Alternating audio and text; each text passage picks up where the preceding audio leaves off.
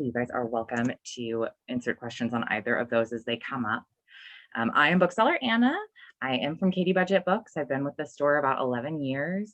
I'm our events coordinator and one of the managers here.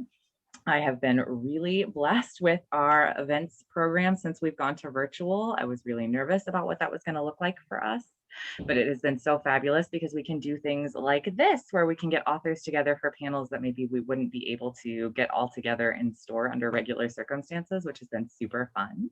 I am really excited about this specific panel because teen vampire books were one of my first loves.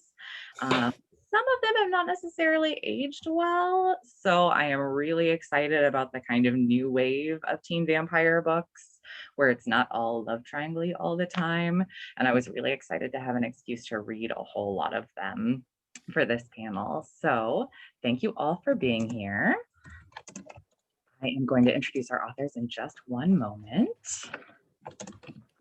One more little admin thing to do. There we go. Okay, so tonight we have three fabulous authors with us. We're going to start with Marlene Perez. She's the author of paranormal and urban fantasy books, including the best-selling Dead Is series for teens. The first book in the series, Dead Is the New Black, was named an ALA Quick Pick for reluctant young readers, as well as an ALA Popular Paperback. Dead Is Just a Rumor was on Voya's 2011 Best Science Fiction, Horror, and Fantasy list.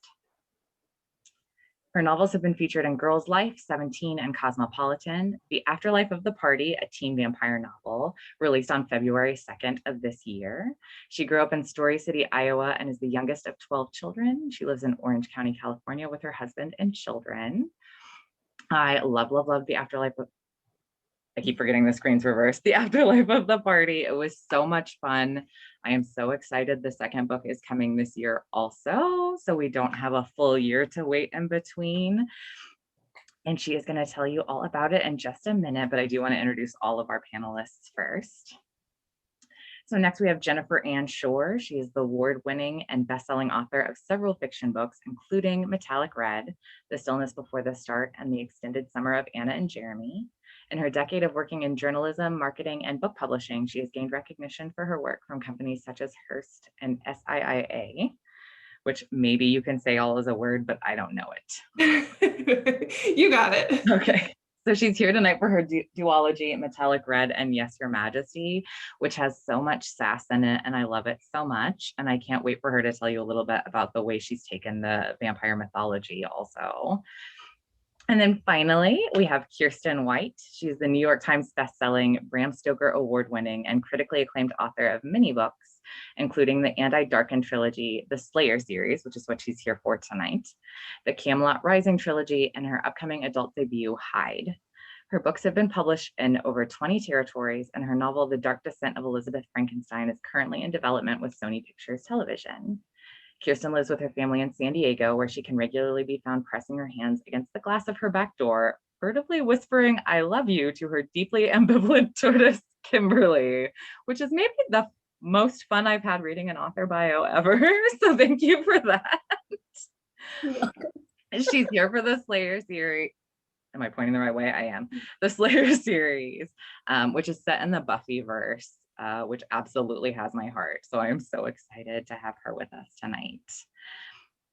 So thank you, panelists, for being here. I'm going to switch everybody to speaker view so everyone knows what's going on there. And Marlene, if you want to tell us a little bit about your new series.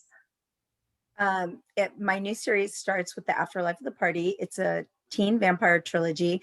And in the first book, the main character, Tansy, reluctantly goes to a party, and her life is changed when she meets a vampire band, and she and her friend and crush end up going on the road after their friend Skylar, who has gone with the band.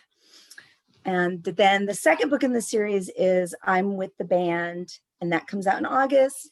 And the third book is A Sucker for You, and it comes out in 2022.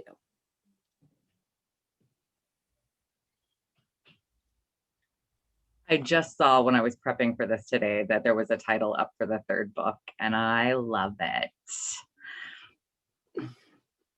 Yes, I like to do, they all have a musical theme. So if you can't kind of tell, there's a song, and the song is kind of a hint about the band. So Okay, and then Jennifer, if you want to tell us about your duology. Yeah, so the first book in the series, Telegram, I've got the second one here too, but the series starts off following Mina. She is a half vampire, half human teenage girl. She's been raised by vampires her whole life, and she really wants the chance to explore her humanity and see what it's like to go to high school and to football games and to really experience normalcy in that way. Knowing that in her own vampire world, she's going to eventually become the queen of her region. So it's like a pretty interesting contrast to see how she has all these expectations of being like a royal and this like very serious like businesswoman and role that she's going to have to take on versus like her kind of being an outcast in high school. And we get to see it unfold. And I love that kind of flip-flopping where she's a vampire trying to explore her humanity instead of a human coming into a vampire world trying to figure that out. I loved it so much. Thank you. It was a lot of fun to take it from a little different perspective. So I definitely enjoyed it. And Kiersten, if you want to tell us a little bit about your Slayer series.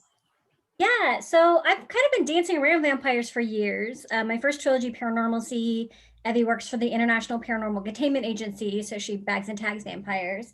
I wrote the Anna Darkin trilogy, which is based on the life of Vlad Dracul, who was the historical inspiration for Dracula. And then I got to write Slayer and Chosen, which are set in the world of Buffy the Vampire Slayer. And that was a really cool experience because, you know, I grew up, Buffy was airing when I was a teenager, and it was hugely impactful on me as a person and as a storyteller, and just the incredibly strong women, both the characters and the actresses who portrayed them, who I really admire and respect, really just changed my view of storytelling. And so I got an invitation to write spin-off series. So Slayer stars Nina, who was raised as a Watcher, which, if you're not familiar with the Buffyverse, you've got Slayers, who are the chosen ones, who are called and given powers to be sort of the last stand against demons and vampires and apocalypses and bad fashion choices. And then you've got the Watchers, who are kind of the behind the scenes people. So there's an apocalypse coming. There's on the front lines fighting it. The Watchers in the library researching. And I'm like, oh, those are my people. And so Nina was raised by the Watchers, and her father was actually Buffy's first Watcher and got killed in the line of duty. So it's a very complex relationship with Buffy and with Slayers in general, which is made even more complicated when she realizes she's the very last Slayer chosen. So it's a series that really builds on like the humor and the action of Buffy while introducing a new cast of characters, exploring what it means to be chosen. And I love that I was also a huge Buffy fan. I was in just the right age group for that. And I love that it's set in that world and there's enough nods to the original Buffy characters and Buffy speak, that as a Buffy fan, I felt like it was Buffy, but also that it's enough its own story that if you have never seen Buffy in your life, you can still really enjoy it. Yeah, that was the trick, is making it both an active, fitting portion of the Buffyverse and also an entry point if people aren't familiar with the Buffyverse. So, you know, it had to work for diehard fans and casual fans and newbies. So, you know, easy, like not intimidating at all. Okay, so I want to start that kind of discussion with your mythologies. And Kiersten, let's go ahead and start with you, because some of your mythology was built in because you were writing in an already existing universe. So what was that like? Yeah, it was a very unique challenge. I had never written IP, which is intellectual property where you're writing in somebody else's universe, right? I'd never done it before. And it was really interesting because it's not an active property. And so I had the 7 seasons of the show. All they asked was that I write a new Slayer and that it take place after the end of the 7th season. And so there are also graphic novel seasons that come after the television show. There's all sorts of material. So I did a real deep dive into, I was very familiar with the series, obviously, but I refamiliarized myself with the graphic novels. My husband would come home from a hard day of lawyering and I'd be on the couch surrounded by graphic novels with my laptop on my lap watching a supercut of all the kissing scenes ever in Buffy. And I'd be like, oh, hi, honey, I'm also working. So basically, like, it was a dream job. I got to research Buffy for work. And so yeah, playing with the mythos, but then also moving it past the ending of the television series, because there were some aspects of Buffy mythology that were really messy, like the magic system works in a television show, but when you're writing a book, everything's on page. And so it all has to work, right? Because you can fact check it against itself. And I was very fortunate in that the first season of the graphic novels, at the end of them, they destroyed magic. So I was like, that's when I'm setting it. And so I got rid of some of the challenges that way. But it was fun because you get to ask yourself all of these questions. Like, there's so many different types of vampire mythologies. In Buffy, vampires look like people until they get mad or bloodlusty, and then they kind of look demonic. And if you stake them, they disappear into dust. And so I had one scene in book 2 where I had to think through what would happen if you pulled out a vampire's eyeball. If the vampire's still alive, is the eyeball still alive? Or if you remove it from the vampire, does it immediately turn into dust? Somebody suggested that since vampires can very slowly regenerate, would the eyeball eventually grow another vampire around itself? A lot of really interesting, very technical, very professional questions that I had to ask. But it was fun too, because vampires, when they're not love interests in Buffy, are generally bad. So I got to lean into the like manipulative and creepy vampires. And just, yeah, it was nice to not have to develop the mythology from the ground up, but always having to fact check and make sure that I wasn't contradicting the series itself. And then Marlene. So this is not your first vampire series. No, the Dead Is series is really a teen paranormal mystery series about 3 psychic sisters, but kind of like everything in the paranormal world kind of happens in the Dead Is books, which I love. And it's actually, I also was a huge Buffy the Vampire Slayer fan. And even before that, like I read the Anne Rice books and anything vampire, I've probably read it, watched it, whatever, because I just love the mythology of vampires. But I too kind of felt like the vampire canon is vast, right? And I am perfectly in love with vampires as a romantic interest. However, I really wanted to take a look at vampires as predators, which is, Dracula, vampire as predator. Even in Buffy the Vampire Slayer, there are certainly some severe predatory behavior, and don't even get me started about season 6 and season 7, because I have some severe issues with Spike. Like, whoa. And so for me, that was the first idea, was that vampires are predatory. The other thing that kind of came in, plus this love of Buffy, which meant darkness and humor at the same time. So like, even though there were really dark subjects that Buffy the Vampire Slayer would address, there was still some really dark humor in it. And the new trilogy is described by my publisher as snark meets dark, and that's kind of what it was. And one of the things that happened is, while I was thinking about it, I had the idea a long time ago, but then the vampire trend kind of was on its way out, and I was committed to the Dead Is book. So I just I had the title and I kind of had this idea, and I just kind of kept it for a while. But when I was working on it, there was a lot of predatory behavior by people in the news.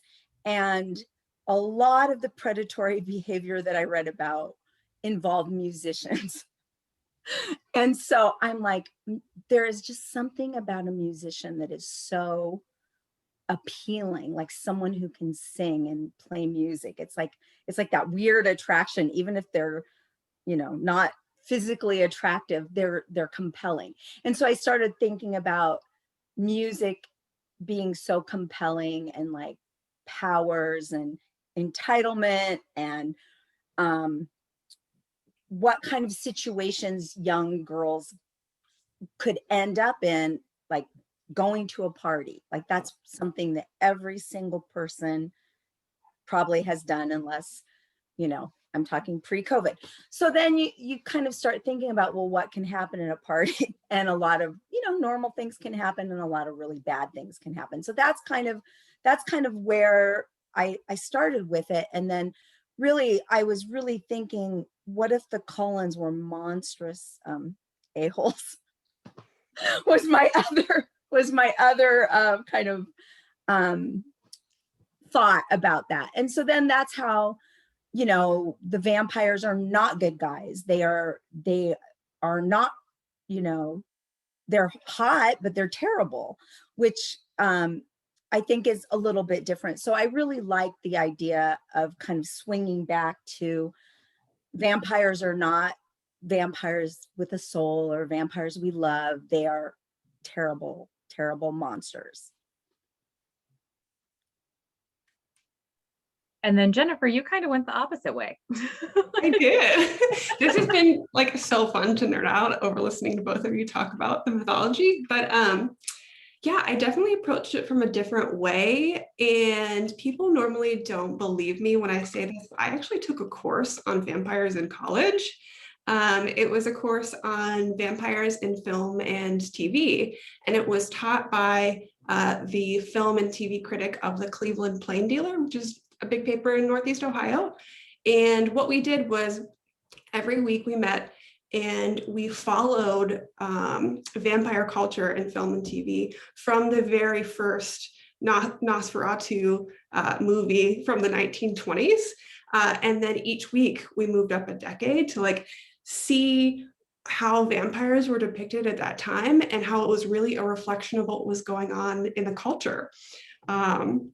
In whatever year it happened. So for example, like Nosferatu, he's a very scary, I don't know if you guys have seen the stills, like rat-like creature. And like looking back at what was going on in history during that time, there was a plague that was thought to be caused by rats in ships and ports. So very interesting to see that. And then jumping up to like the 1970s, thinking about Watergate, and Carl Kolchak was a journalist covering vampire crime. And then like The Lost Boys and Fright Night really went into like the height of teenage popularity in movies, and every Friday night going out. And I grew up in like the height of Twilight. That was like my high school was definitely those novels. And so when it came down to write my own book, I wanted to, it's actually the only book that I've like sat down with the intention to write.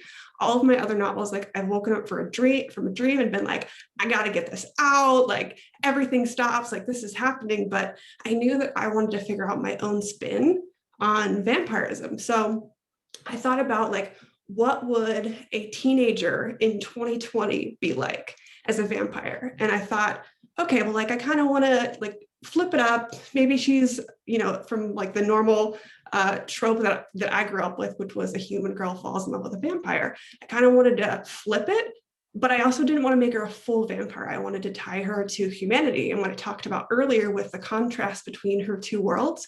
So I got to play with that a little bit. And then I was able to actually put in some of like what I just talked about was like the vampire culture, because vampire, like people know what vampires are, they just don't know in this first book that they actually exist. So I actually got to reference like my final paper for that course, like some direct sentences are lifted in that. So I did plagiarize myself, but yeah. Okay, so one of the things I loved about all of your books and about the direction that this sort of subgenre has been taking recently is that your heroines were like totally kick-ass, right? Like some of them had direct love interests and some of them didn't, or it was a bigger part of the story or wasn't, but that wasn't what it was about, right? That it was these amazing young women within the vampire story, which I'm not sure is something you could have gotten away with not that long ago. Like what people were looking for in a vampire novel was this overarching love story, and like the fact that there were vampires was nice or whatever. So like where do these amazing heroines come from? Like, and what drove you to write within this genre at a time where like this is kind of new still, this idea of having the heroine be the centerpiece and the love interest, if there is one, be a side story. Marlene, you want to start with this one? Sure.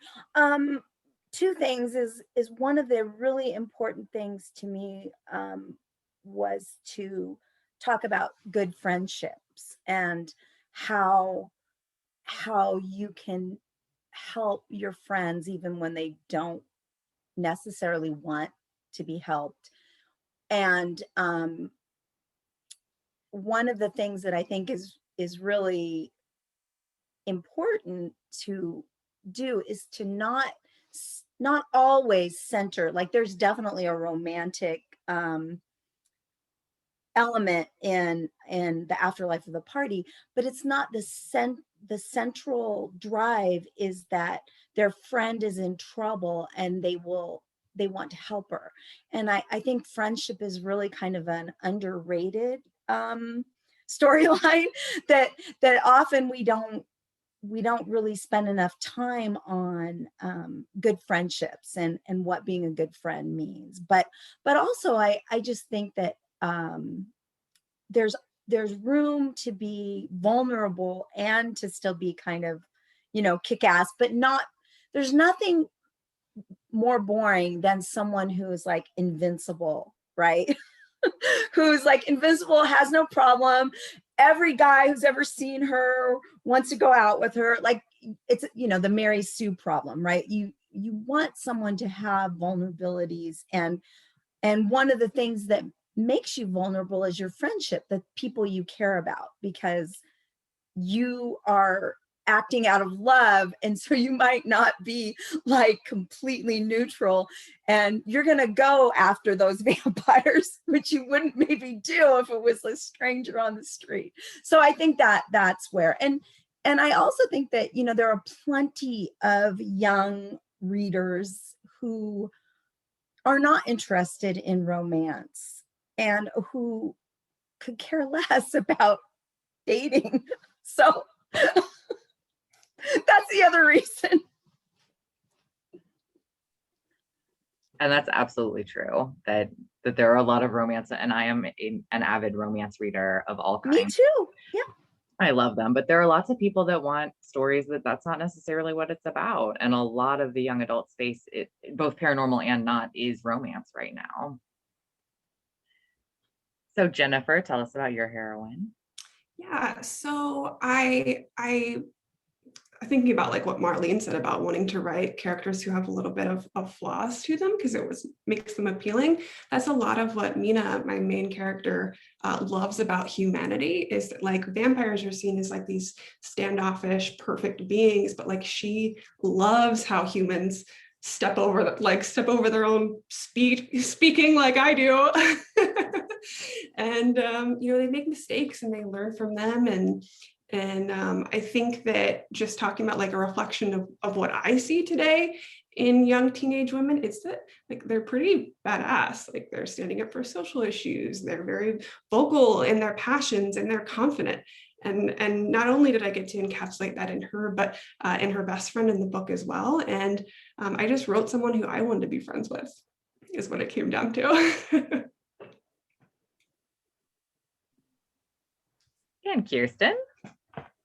Yeah, I mean, I'm fortunate again in that I get to participate in the tradition of Buffy the Vampire Slayer, and what meant so much to me watching it as a teenager was not just that, you know, the petite cheerleader was also the strongest person in the room at any given time, but that the show took her emotions and her relationships and her friendships and her relationship with her mother, and it took those just as seriously, and that was really validating for me to see as a teenage girl, that the show wasn't mocking her. It wasn't kind of belittling those aspects of her. They were very much hand in hand with the big action scenes and the big, you know, high stakes, high stakes.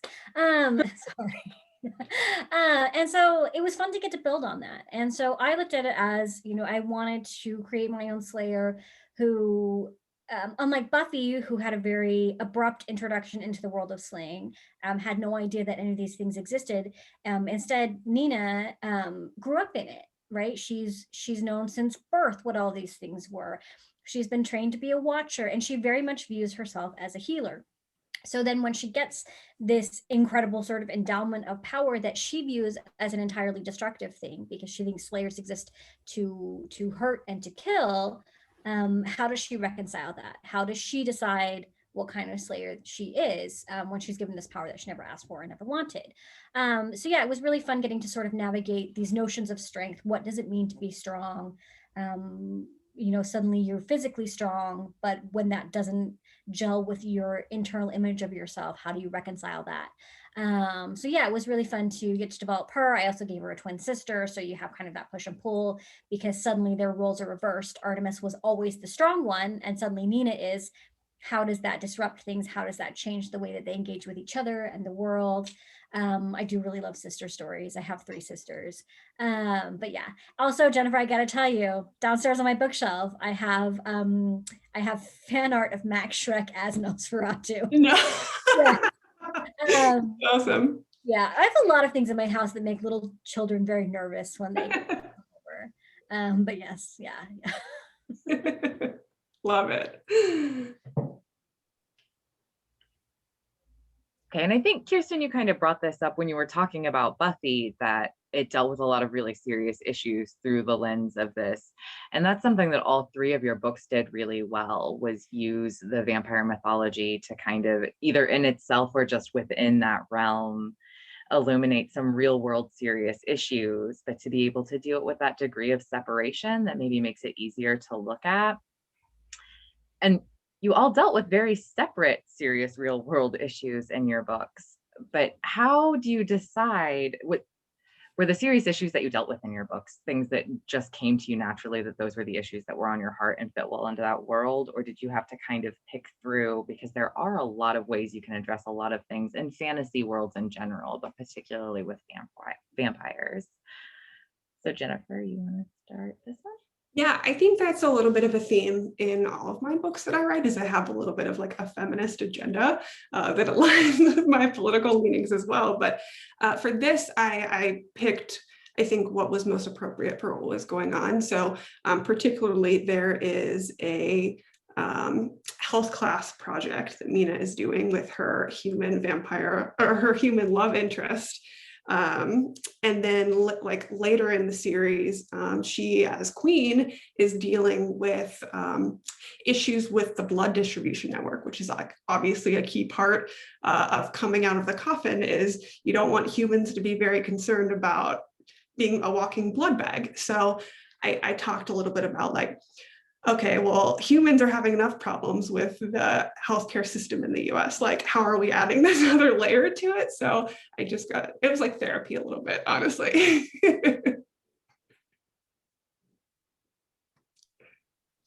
And Kiersten? Yeah, so part of what I wanted to explore with the books is what it means to be chosen, because I feel like that's a very teen-centric theme, right? Because when you're a teenager, you're approaching adulthood, you're finally old enough to really understand who you are and the things that you want to pursue and the things that you want to do, but you have still so many outside forces saying, no, you have to do this thing, you have to be this way, you have to make these choices. And that's the thing that I love about writing genre fiction, is you get to take these very sort of real world scenarios, right? Like, this has always been my role in my family, but I don't fit that role anymore. And is it going to put me in conflict with the people that I love if I try to push against those boundaries? And, you know, you make someone a vampire slayer, and you make the ex-boyfriend show up again when everybody thought that he was dead. And like, you just kind of blow everything up to like, you know, huge levels so that you can tell these very real emotional stories under the microscope of, also, if you don't make the right choices, the world is going to end, which is how it always felt to me as a teenager anyway. So yeah, I really love genre for that, in that you get to tell very emotionally honest stories, but change the stakes and change the lens through which you look at those things.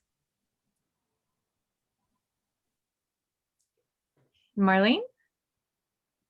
I just wanted to stab vampires. I just really, there was a lot of unresolved anger for me that I was able to work out on the page.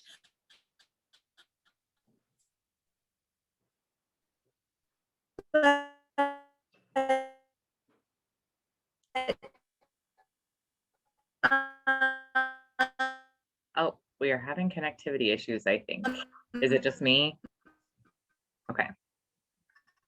Yeah, she's frozen for me. Always, either consciously or unconsciously, and there's an age gap between my oldest and the youngest two, the twins. There's like a 10-year age gap. And so I have really experienced a lot of differences in the way that teen girls are, right? Like, they're not, things change. But the more they change, the more change that should. And I really wanted to talk about power, and vampires have power, and their followers don't have power, and that how that relates to being a female in the real world, kind of thing. But you know, I think the issue is that the hard part about doing that, about kind of blowing up the world that you're writing about and having all these terrible things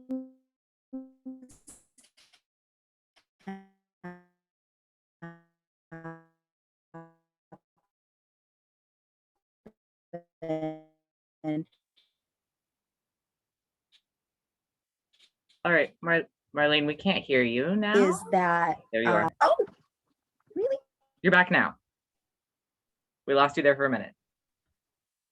Am I? No. No, now you're muted. I keep clicking unmute. How's that? There you go. I'm better now. I think my internet connection is unstable, just so you know. Okay. In case I disappear. But I was just talking about power and how powerful creatures, and how you have to figure out how your main characters, if they're not I'm muting again, aren't I? If they're not, you know, a vampire, how are they going to be able to fight those powerful creatures? And so that was like something I really had to think about, was, you know, how she's not going to be completely all powerful, and what can I do? What can she use? What tools can she use to fight vampires? And what I like is like using your brain and using the tools at hand. So awesome. Okay, so I want to go ahead and get this question out of the way, because I know it's going to come up. So what are you working on now, if you're allowed to talk about it? I know sometimes contracts prohibit. Marlene, obviously you are working on the next books in the series, because we already know they're coming. So I'm sure you're still in the middle of that process. book 3 I'm working on right now. And then I always like to have a little side project going. So I have a little side project. Awesome. And then Kiersten, this is not even your most recent. The paperback of the second just came out, but you've had more since then. The Guinevere books, definitely. Yeah. So, Was it just the Guinevere that have come out since the Buffys? yes. Okay. Sometimes it's hard to keep track.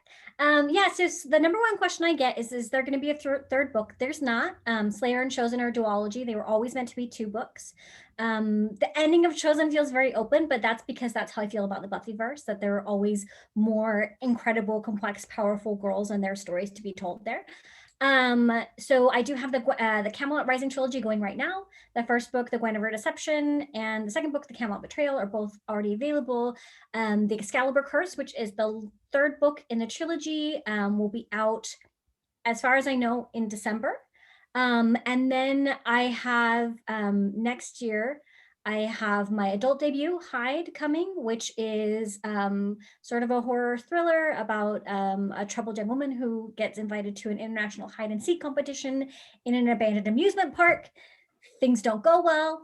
And then I also have my middle grade well, not my middle grade debut. I have one other middle grade book, but my first middle grade series actually just got announced today. It's called Sinister Summer.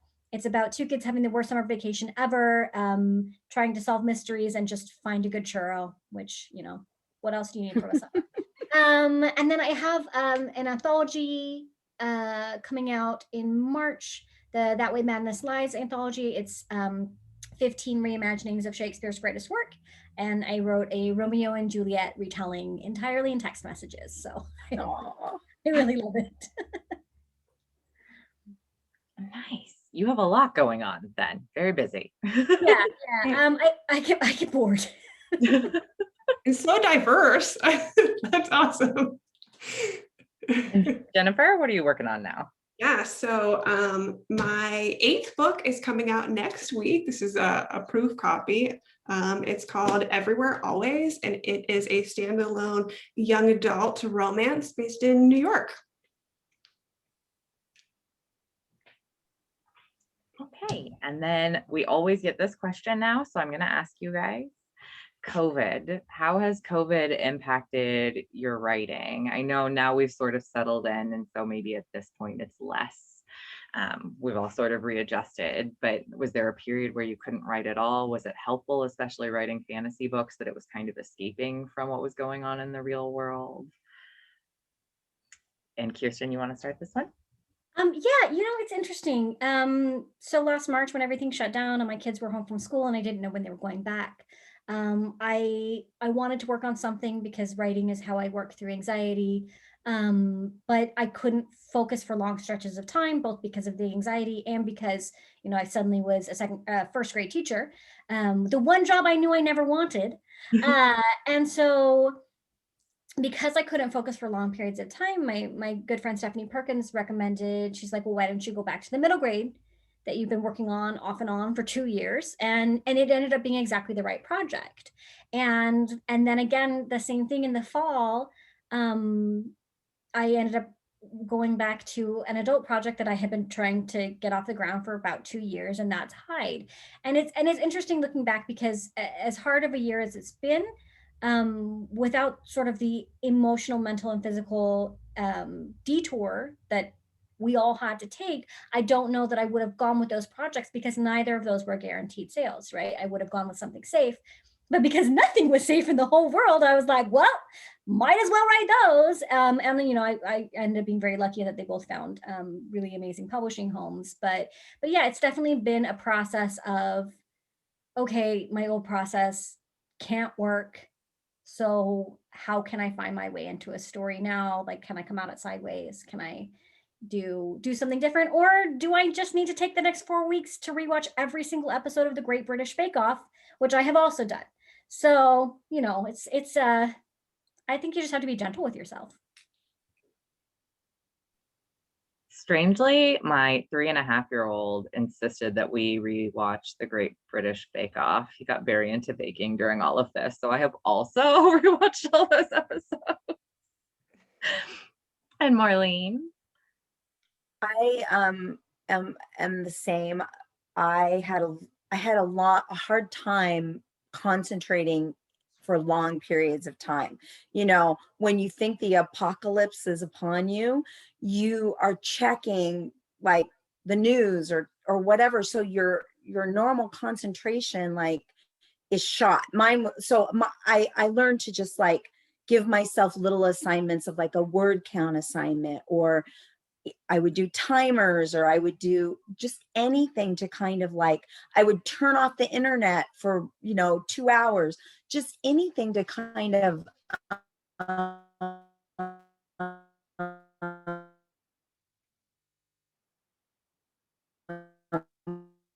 All right, we're having connectivity issues again with you, Marlene, so we can't hear you. I'm not sure if you can hear me either, to be frank.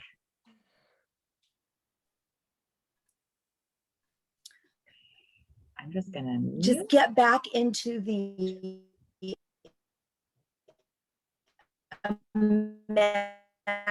imaginary world where always.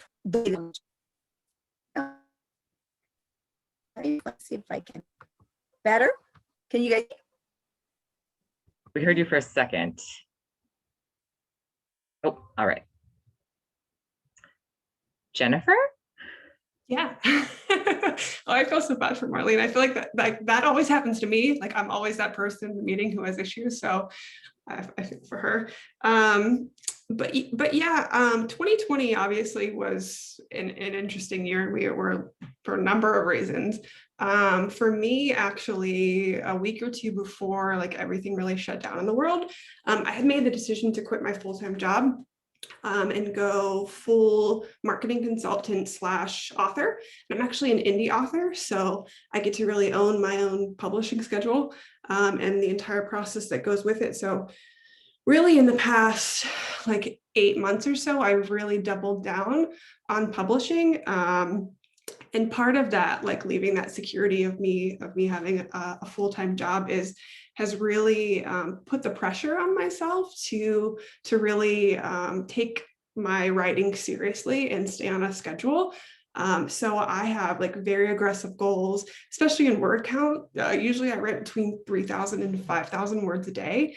And this year I'm actually on set to publish between 8 and 10 books. So while it's really hard because there's so much awfulness happening in the world right now, I have been able to like force myself to really stay on track.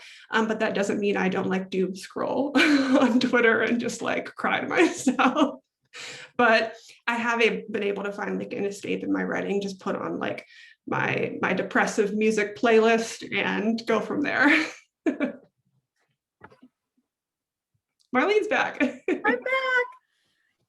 Shaky internet tonight. My internet keeps going down. There's like no wind and there's no storm. So I don't know why. Can you guys hear me? Yes. Okay. Sounds great now. Yes. Bad internet. Okay, and I just want to take a moment. So attendees, you can type questions in the Q&A box or the chat at any time. I'm keeping an eye on that. So I know a question we usually get, because we often at all events in store or virtual have prospective authors in the audience, is like, what advice do you guys have for people that are trying to start writing? So let's start with Kiersten this time.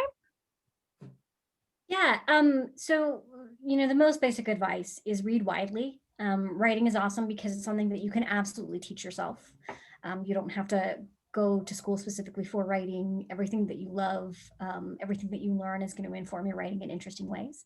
My other piece of advice is give yourself permission to write a bad first draft. That's what held me back for so many years of saying that I wanted to be an author. It's just committing to writing that first draft because I don't like being bad at things. It really bothers me. And it can even be intimidating now because I will compare a first draft to a finished draft of another one of my books. And I'm like, this is not as good as this other book. Maybe I'm tapped out. Maybe that was the best I ever got. And I'm just it's all downhill from here. But then I have to remember that book is like draft 10 and I'm working on draft 1. And so just give yourself permission to write a bad first draft because you can't edit something that's not on the page. And yeah, I think so often as writers, we reject ourselves before anyone else ever can. So yeah, just give yourself permission to be a writer and give yourself permission to write and figure out what kind of writer you are. Awesome. And Marlene? One of the things I'll say is that, like, write what you love. Don't write something because you think that it's, I mean, if you have like a very, very niche, taste, maybe don't write that. But like, if, for instance, we've all talked about how much we loved and respected vampire fiction. So if it's something you love, you're going to be with that draft, that for manuscripts, for novel manuscripts, you're going to spend a lot of time with those characters and with that manuscript, because as Kirsten said, you're only going to be doing it draft 1, 2, 3, 4, 5, 6, 7, 8. You're going to be spending so much time with those characters that you really should love it. And I know that's kind of like, yeah, love it, that's not good. But the other thing is, butt in chair, do the work. Like, you can't, and go toward the fear.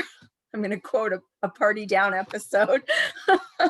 But seriously, like, you have to do the other thing that I'll say is, fear of rejection is absolutely what stops people from writing, from submitting, and from publishing sometimes. And so that rejection is part of the gig. You are not necessarily going to find the very first person you send that manuscript to, after you've done 10 drafts, that the very first editor, that may not be the right fit. That doesn't mean that you should stop writing. That means you should take a closer look at who you're submitting to and really think about what they would like and who would like your kind of writing. And that's it. Those are my basic tips.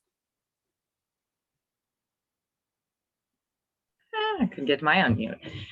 And Jennifer? I think to the point of writing a bad first draft, when I was a journalist, some of the best advice I ever got was to just write the crap. Like, you have to give yourself permission. And part of that is not judging yourself so much that, like, you're not writing a best-selling book as soon as you open your document. Like, it's not going to go great, but you're going to do it and you're going to love it. And you're going to get better and you're going to build from it. And thinking about just like personally, when I sat down to write my first book, I woke up from a dream and was just like, you know what? Like, I've been collecting ideas in a Google Doc, in a spreadsheet for years. Like, it's time for me to just go for it. So I sat down on my couch, opened up my computer, and I spent 6 hours just writing. And that was like the first time after years of saying that I was going to do it, that I actually did it. And I think that a lot of people actually don't do that. Like, you just have to carve out time and sit at your computer and go. So that's my advice. Okay. So, random question at this point. What have you guys been reading lately that you loved? Start with Marlene. Well, I have this weird thing where when I'm writing like teen vampire novels, I don't read teen vampire novels, nor do I read teen, because I just really don't want anything to kind of leak into the story that I'm working on. So I have been rereading the Bridgerton books. I did that right before Bridgerton came out in December. I am a huge romance fan. I read like everything. Like, probably my least favorite is well, never mind what my least favorite is, but I like mysteries. I like historical fiction. I like it all. So I'm trying to think. I really, really love, and I say this every time, I really loved Sadie. That was the last YA that I read because I've been writing, but everyone should read that book like that. And it's not like it's not paranormal. It's like, but it is amazing. And I am a huge advocate. I don't even know her, but, and my twins, which it's so weird. I'm really good friends with Mary Pearson.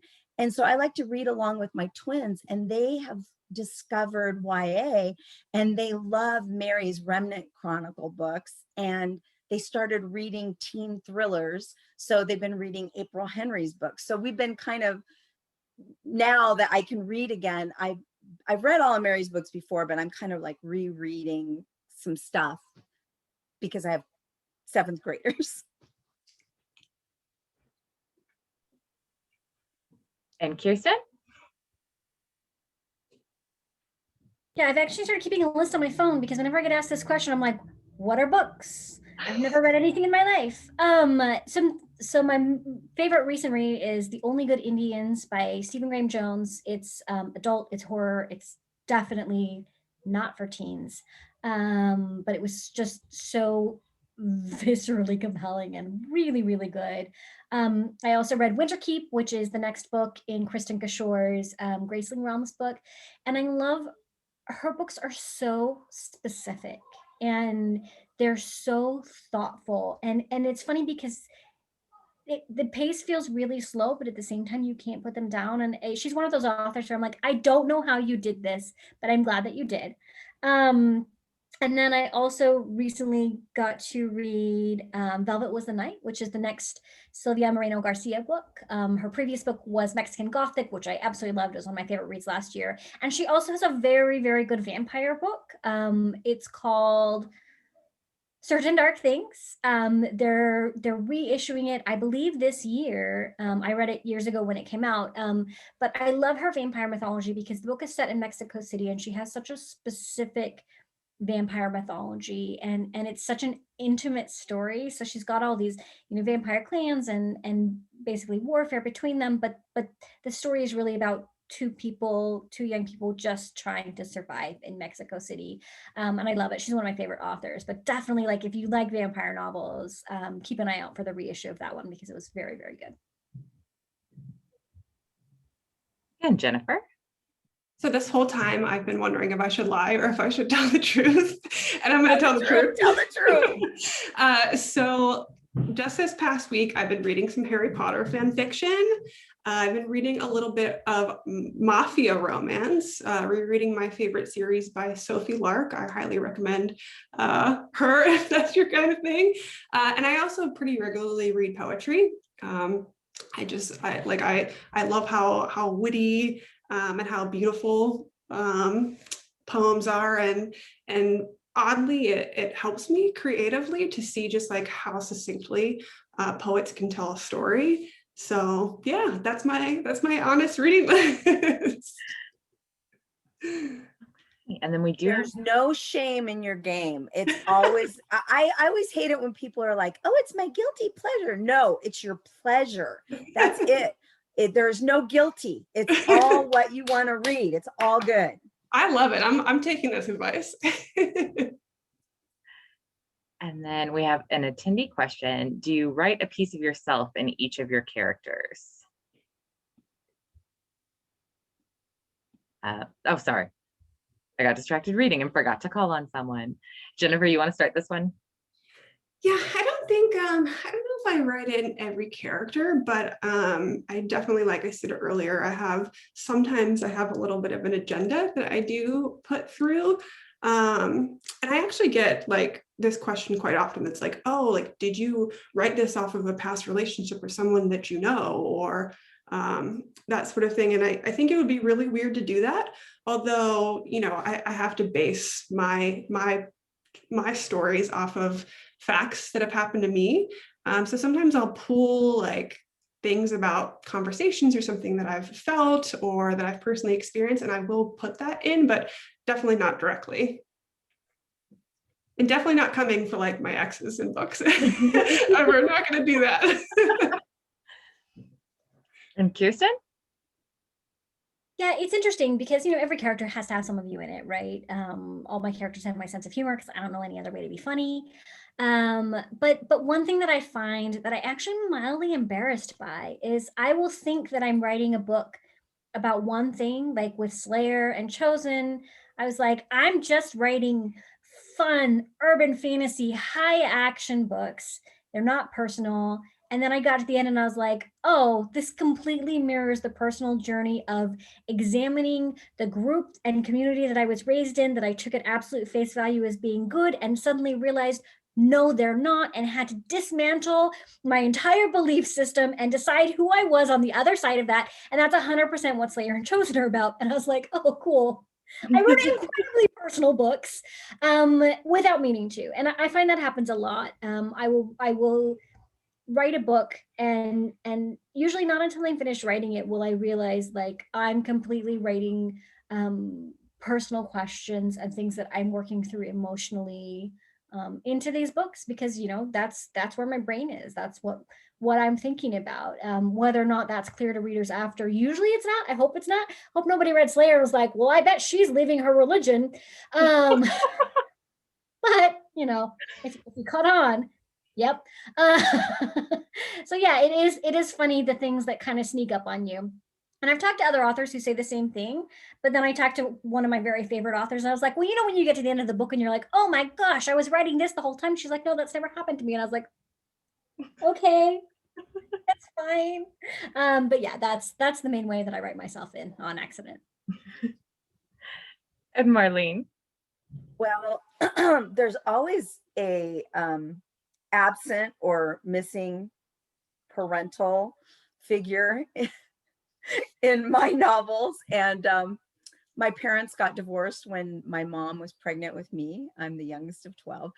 And I totally acknowledge that I always write, like I had one great parent, but I always will write about one terrible parent. Like in almost every book that I've ever written, there's always one terrible parent. And sometimes I really like in the Afterlife of the Party trilogy, I really want to be able to get rid of this one character. And I don't know if my editor's going to let me, but man, it's cheaper than therapy is all I have to say. But yes, it's just natural. And honestly, you want to have that emotional attachment to whatever you're writing, even if you're kind of distancing yourself. And you don't all, like Kirsten said, you don't always know what you're writing about till the end, right? You kind of get there at the end and go, oh wow, I did it. I wrote about like my abandonment issues or whatever. They're always there, and you may not know it when you're in the middle. But so yes, I always write about my problems. I hope your publisher lets you kill off that really awful character, because I would also like that character to end up killed off, just for the record. She is really awful. All right, well, we are running out of time. So thank you, panelists, so much for joining us. This has been so much fun. I always love talking vampires, especially with people who know more about it than I do. This was really fun. Now I have a new list of books to read. So thank you all so much for joining us. Thank you, attendees, for joining us this evening. I am really excited that we have a pretty full young adult schedule coming up this spring. I know it was an area that was lacking on our panels in the beginning of our virtual events. So make sure you check out our events calendar to see what else we have coming up. And thank you so much for joining us today. There's a link in the chat box or on our events page. It's still going to be up on our website for if you haven't purchased your books yet and you would like to, where all the books are listed together, so you can online order and do curbside if you are interested in doing it that way. So again, thank you so much, panelists. This was so much fun. And everybody have a good night. Thanks. Bye, you guys.